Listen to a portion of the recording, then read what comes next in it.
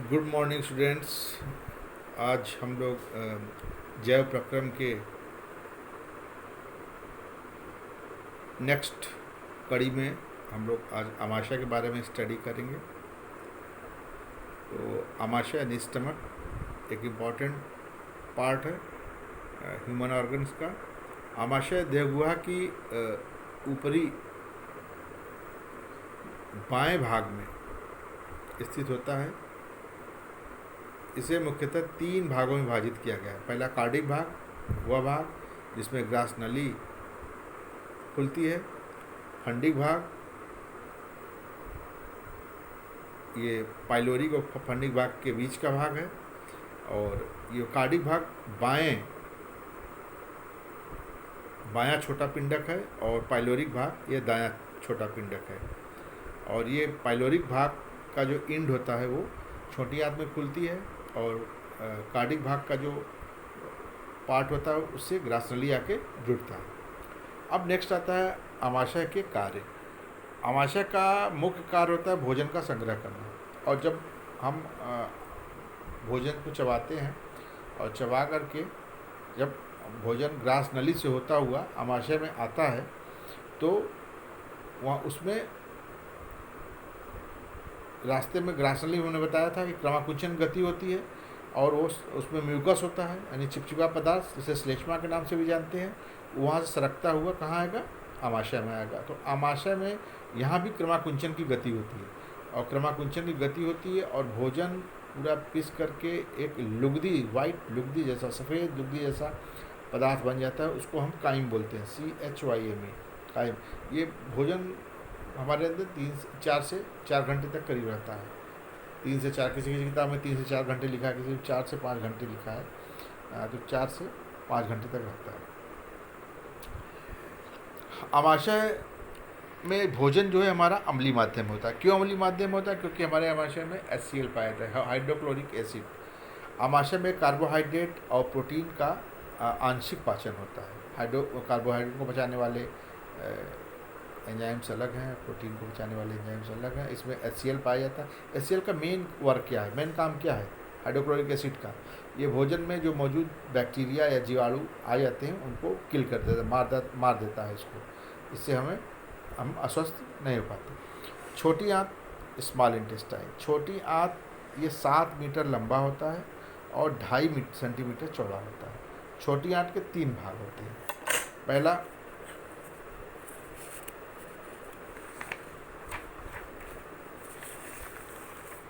छोटी आंत के 3 भाग।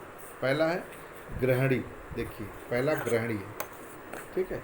ये ग्रहणी, देखिए ये ग्रहणी है, पहला ग्रहणी। तो ग्रहणी यानी ड्यूडेनम, ये छोटी आंत के का आगे वाला भाग है। पहला ये 25 सेंटीमीटर लंबा यू आकार की नली होती है और इसमें क्या होता है? पित्तवाहिनी पित्त रस ले आता है और अग्नाशयी वाहिनी अग्नाशयी रस का स्राव यहीं पर करता है। तो दूसरा है मध्यांत, जिजिनम, यानी छोटी आंत के बीच का भाग। ये छोटी आंत के बीच का भाग है जो 2.5 मीटर लंबी होती है। और तीसरा है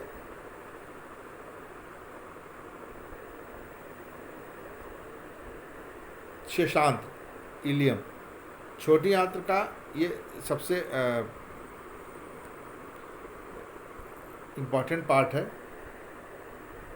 छोटी आंत का यह पश्च भाग होता है, यह 3.5 मीटर लंबा होता है। तो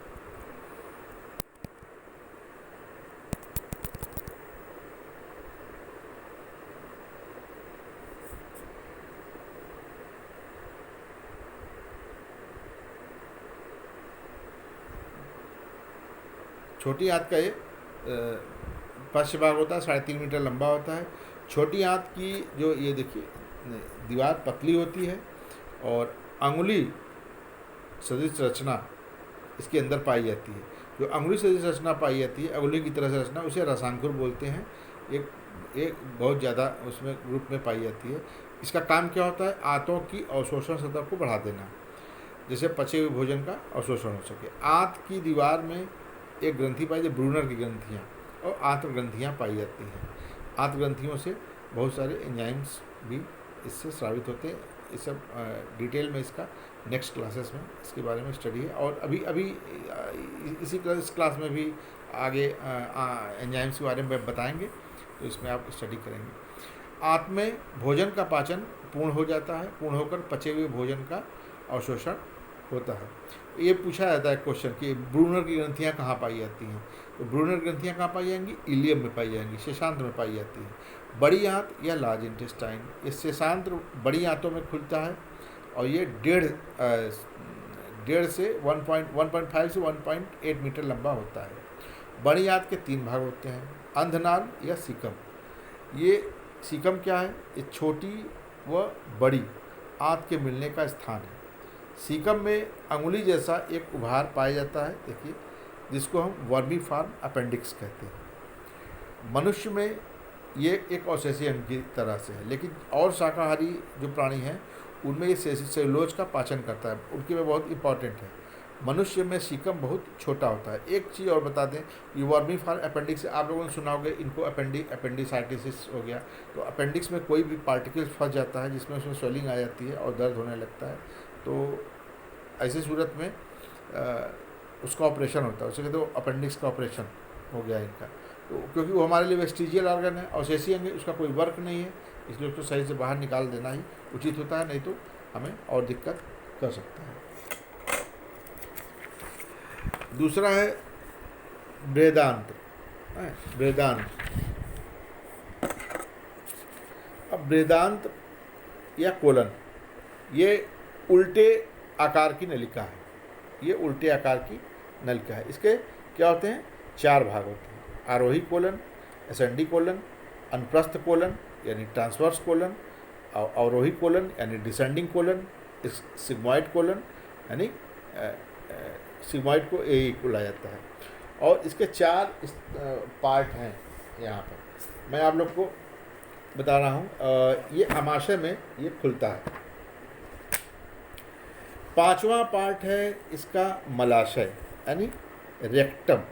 5वां पार्ट क्या है, मलाशय या रेक्टम। ये आहार नाल के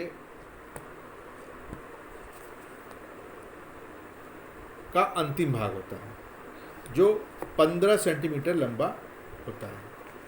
ये मल द्वार द्वारा शरीर के से बाहर खुलता है। अंतिम 2 सेंटीमीटर का भाग गुदानाल कहलाता है।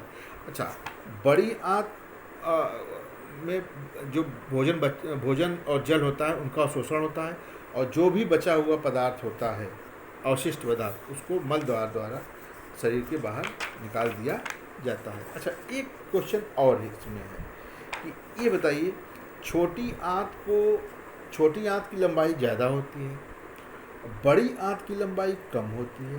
क्यों इसको बड़ी आंत बोला जाता है, क्यों उसको छोटी आंत बोला जाता है, क्या रीज़न है, इसको ऐसा क्यों कहा जाता है यहाँ पर? इसलिए कहा जाता है कि छोटी आंत की लंबाई ज़्यादा है, लेकिन उसका व्यास देखिए कम है, जबकि बड़ी आंत की लंबाई कम है लेकिन उसका व्यास ज़्यादा है। इसलिए छोटी आंत को हम छोटी आंत बोलेंगे और बड़ी आंत को बड़ी आंत बोलते हैं। एक चीज़। दूसरा है पाचक ग्रंथियाँ। पाचक ग्रंथियाँ, अब पाचक ग्रंथियों के बारे में आप लोग देखिए, आहार नाल में देखो 3 पाचक ग्रंथियाँ मुख्य होती हैं, लार ग्रंथियाँ, यकृत और अग्नाशय। तो लार ग्रंथियों से क्या होता है, लार का श्रावण होता है। लार ग्रंथियों से क्या श्रावण होगा, लार ग्रंथियों से लार का श्रावण होगा यहाँ पर। और लार ग्रंथियाँ कितनी पाई जाती हैं, लार ग्रंथियाँ हमारे यहाँ ये 3 जोड़ी लार ग्रंथियाँ पाई जाती हैं।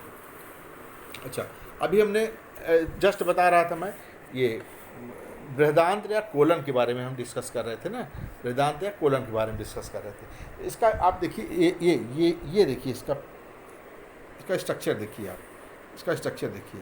अभी हमने क्या बताया है, आरोही कोलन, एसेंडिंग। देखिए आरोही कोलन क्या है, ये आरोही कोलन है, ये आरोही कोलन है। ये केवल बड़ी आंतों का है संरचना, ये केवल बड़ी आंतों का संरचना है। ये क्या है, ये क्या है, एसेंडिंग कोलन या आरोही कोलन है।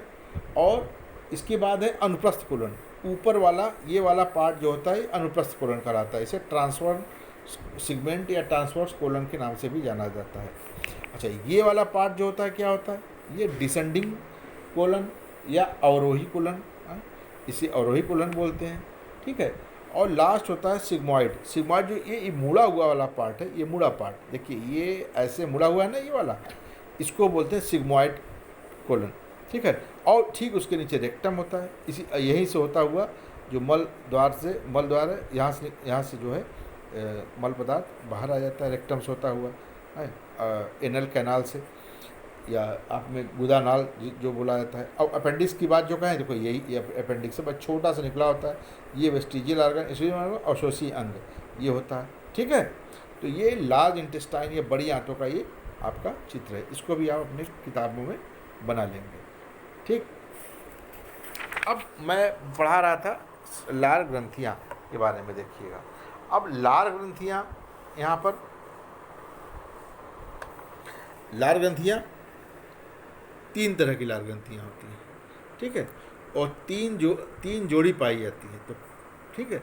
और पहली लार ग्रंथियाँ जो होती है उसका नाम क्या है, पैरोटिड अथवा कर्ण पूर्व ग्रंथि। ये कहाँ पाई जाती है, कर्ण पल्लव के नीचे स्थित होती है। यह स्टेंसन की नलिका द्वारा मुख गुहा में खुलती है। अच्छा, स्टेंसन की नलिका, हर लार ग्रंथियों में जो नलिकाएं होती हैं अलग अलग नलिकाएं होती हैं। वो कर्ण पल्लव जो मेरा है उसके ठीक नीचे है, उसके बगल से खुलती है, वहाँ से एक जोड़ी होती है, एक इधर और एक इस तरफ, कान के नीचे इधर, एक कान के नीचे इधर, यानी एक जोड़ी होती है। सबसे बड़ी लार की ग्रंथि यही होती है, पैरोटिड ग्रंथियाँ ही होती हैं। अच्छा, इनसे कौन सा एंजाइम स्रावित होता है, इनसे टैलिन नामक एंजाइम स्रावित होता है। और स्टेंसन की नलिकाएं इन्हीं से जुड़ी होती हैं। अब आता है यहाँ पर दूसरा, अधो जंभ अथवा सब मैक्सिलरी ग्लैंड्स। इसमें क्या होता है, ये ग्रंथियाँ देखिए निचले जबड़े के पीछे, ये ग्रंथियाँ निचले जबड़े के पीछे के भाग में पाई जाती हैं। जो जबड़ा होता है हमारा निचला वाला जबड़ा, उसके पीछे होती हैं ये ग्रंथियाँ। और यहाँ से जो सिक्रीशन होता है, यहाँ से जो लिक्विड स्रावित होता है, वो किस नली के द्वारा आती है, वार्टन की नली के द्वारा आती है। तो इसलिए एक क्वेश्चन ये बनता है कि वार्टन नली कहाँ होती है, ये सब मैक्सिलरी ग्लैंड में पाई जाती है, ये द्वारा मुख गुहा में खुलती है। तीसरा, अधोजीवा या सब लिंगुअल ग्रंथि है। ये जीभ के नीचे, आप अपना जीभ उठाकर थोड़ा सा अपने जीभ से ही ये जो शीर्ष भाग है उससे टटोलिए, एक मांस के टुकड़ा जैसा दोनों तरफ आपको लगेगा। सब लिंगुअल ग्रंथियाँ हैं, वो जीभ के नीचे स्थित होती हैं। ये सबसे छोटी ग्रंथियाँ होती हैं जो रिविनस की नलिकाओं द्वारा मुख गुहा में खुलती हैं, और ये श्लेष्म का श्रावण करती है, चिपचिपे पदार्थ का श्रावण करती हैं। अच्छा, मुख गुहा हमारे मुख को हमेशा गीला किए रहता है, लार होता है, और ये जब हम खाना खाते हैं तो लार ही हमारे भोजन में के साथ मिक्स होकर के अंदर हम पहुंचाता है, जो अंदर जाने में वो हमें सहायता प्रदान करता है। एक चीज, दूसरा चीज़, लार हमारे मुख गुहा में प्रतिदिन 1 से 1.5 लीटर स्रावित होता है, और इसकी प्रकृति हल्की छारी होती है, हमारे मुख को नम बनाए रखता है। अगर हमारे मुख छारी ना हो, अम्ली हो, तो हमारा सब दांतें खराब हो जाएगा, मुंह एकदम खराब हो जाएगा। तो हमारे मुंह को भी बचाया रहता है, और हमारे भोज्य पदार्थ को पाचन में सहायता करता है। आज की वीडियो यहीं तक है, और इसके आगे का भाग हम लोग नेक्स्ट स्टेप स्टडी करेंगे। तब तक के लिए good day and have a good day. Thank you very much.